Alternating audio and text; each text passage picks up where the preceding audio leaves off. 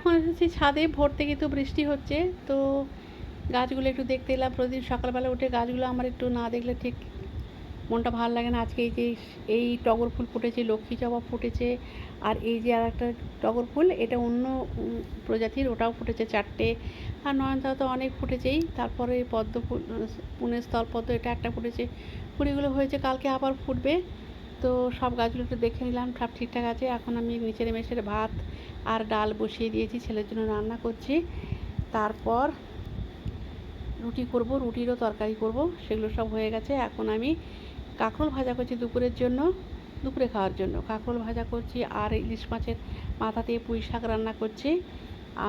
ইলিশ মাছটা কালকে আনা হয়েছিল, রাতে খাওয়া হয়ে গেছে, অল্প কিছু রেখে দিয়েছিলাম, আজকের জন্য সেটাই বানাচ্ছি। ঠিক আছে। তারপর এই যে ইলিশ মাছটা সর্ষে বাটা দিয়ে, সর্ষে আর পোস্ত বাটা দিয়ে করছি। ছেলে তো অফিস চলে গেছে, ওই ইলিশ মাছ খাবে না, কালও খাইনি। এই যে কালকে রান্না করেছিলাম, ভিডিওটা করে রেখেছিলাম, রাতে রান্না করেছিলাম সবটাই, কিছুটা রেখে দিয়েছিলাম। আর এখন আমি বানাচ্ছি পাহাড়ি রায়তা। এই যে সর্ষে, জিরে, কাঁচা লঙ্কা, শুকনো লঙ্কা একটা, 3টে কাঁচা লঙ্কা দিয়েছি টুকরো করে, ধনেপাতা বেশ কিছুটা দিয়ে পেস্ট, একটু মানে গোটা গোটা করে পেস্ট করে নিয়েছি। টক দই নিয়েছি, ওই পেস্ট দিয়ে দিলাম, আর গ্রেটারে গ্রেট করা শসা দিলাম, আর একটু বিট লবণ দিয়ে দিলাম, অল্প একটু সরষের তেল দিলাম, দিয়ে ভালো করে মিশিয়ে নিলাম।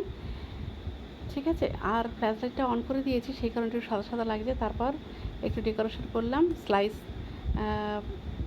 শসা দিয়ে, তারপর ভাতের সঙ্গে পরিবেশন করে দিয়েছি। এটা কিন্তু খেতে খুব সুন্দর হয়েছে, চাইলে আপনারা এটা করতে পারেন, বেশি খাটনি নেই, খুব ঝটপট হয়ে যায়।